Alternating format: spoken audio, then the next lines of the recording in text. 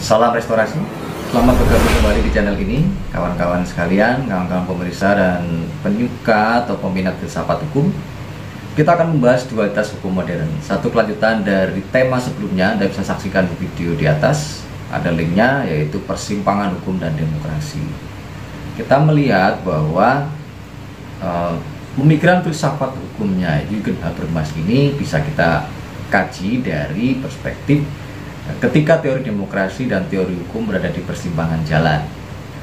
Kita di video sebelumnya sudah kita bahas tentang itu, ada tekanan-tekanan sehingga paradigma konstitusional lama itu tidak mampu menyelesaikan persoalan sosial, pluralisme, dan negara kesejahteraan. Paradigma yang sangat normatif, tidak bisa satu bunyi pasal dalam konstitusi itu menyelesaikan perkara-perkara sosial yang ada di masyarakat. Nah, sekarang kita akan melihat mengapa kita berlanjut dengan pembahasan dualitas hukum modern. Pada sesi sebelumnya kita ada suatu closing statement bahwa untuk memahami pemikiran filsafat hukum Habermas kita perlu mendalami seperti apa kerangka teoritis dari Habermas itu sendiri. Nah, dualitas hukum modern ini untuk lebih mudah dipahami kita akan memberikan satu contoh. Jadi saya akan coba memberikan satu contoh.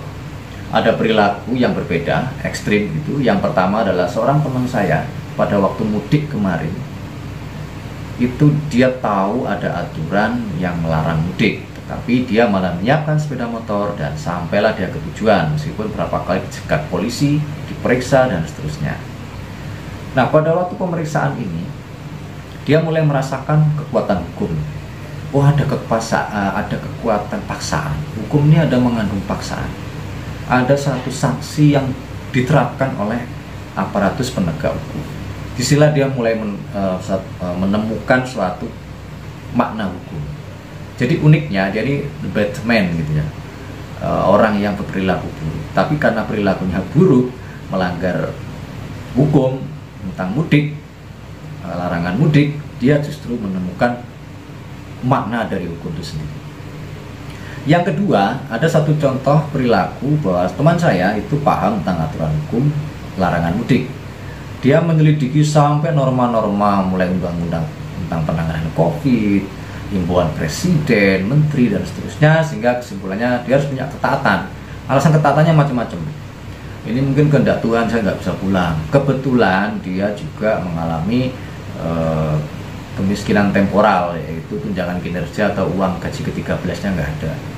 Kemudian yang kedua, dia nggak punya uang saku yang cukup, dan bahkan H-1 dia masih rapat di kantor, sehingga tidak mungkin dia menyiapkan mendadak energinya untuk mudik.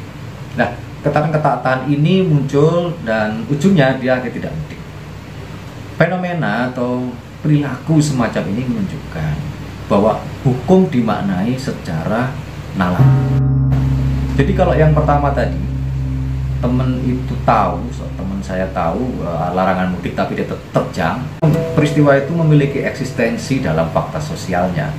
Sedangkan dalam konteks contoh yang kedua, teman ini yang mempunyai nalar yang kuat soal hukum, terutama positivistik ya, kaitan dengan peraturan, kaidah-kaidah dan kewenangan, akhirnya dia mentaati peraturan. Kawan-kawan sekalian, dualitas hukum modern dalam contoh kasus tadi itu untuk memudahkan cara pandang kita, bahwa selama ini kita cenderung memahami seperti hanya kaum filsuf hukum Anglo-Amerika, membahas hukum diawali dari pengertian-pengertian hukum saja. Kalau tidak berbasis fakta, ya dia berbasis norma. Peristiwa tadi kita bisa memaknai dan kita bisa membaca banyak tulisan-tulisan baik tentang realisme hukum, misalnya karyanya Holmes atau karya Lawrence Friedman. Dia banyak memberikan contoh tentang terutama Friedman tentang struktur, tentang kultur dan substansi hukum, mencontohkan banyak peristiwa-peristiwa nyata yang menyebabkan seseorang itu tahu tentang hukum. Kemudian yang kedua ada klaim nalar. Klaim nalar ini orang yang bermain di wilayah norma. Gampangnya kalau Anda saksikan ada teman itu berdiskusi berdasarkan pasal sekian, kaidah hukumnya itu ada larangan, sehingga siapapun yang melakukan perbuatan mudik tadi itu akan dikenai kaidah hukum larangan. Lalu siapa yang berwenang? Ya polisi, misalnya entah melakukan tilang atau melakukan putaran balik dan harus putar balik dan seterusnya. Nah, Habermas melalui pemikiran dualitas hukum modern ini Anda akan saksikan kurang lebih setelah sekian ratus halaman ya, mulai bab 1 sampai 3. Dia mulai mengenalkan, memposisikan teori tindakan komunikatif yang selama ini sudah membahas hukum, tetapi dia tarik implikasinya secara politik, sosiologis, dan filosofis. Nah, di sini teori tindakan komunikatif ini akan menyebabkan kita merasa terlempar bahwa hukum itu selama ini ternyata dimainin sebagai sistem hak atau sistem hak-hak, system of rights.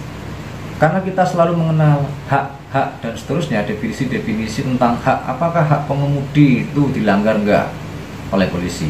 Apakah ada penegak hukum yang juga berhak sekaligus berwenang untuk melakukan penegakan hukum terhadap pengemudi mudik, atau ada hak dari seseorang yang kemudian dia harus mentaati itu sehingga haknya tetap terjaga, tetapi haknya terganggu oleh perilaku mudik lainnya.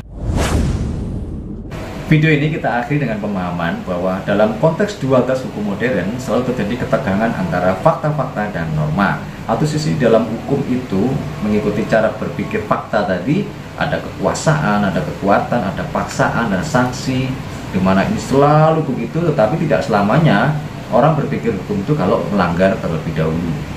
Satu sisi lain ada juga aspek legitimasi dari nilai-nilai. Nah, disinilah kita anggap bahwa kita umpamakan kalau ini hukum, di dalamnya ada berbagai eksistensi peristiwa-peristiwa dalam fakta sosial, tetapi legitimasi itu juga muncul dari suasana kajian-kajian normatif.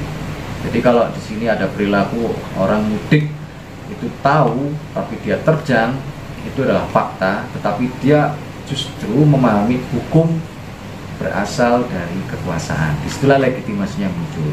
Sisi lain, bagi orang yang punya klaim nalar akan berpikir ada kaidah-kaidah hukum tertentu dari dalam aturan, inilah yang akan menjadi legitimasi hukum. Sampai jumpa.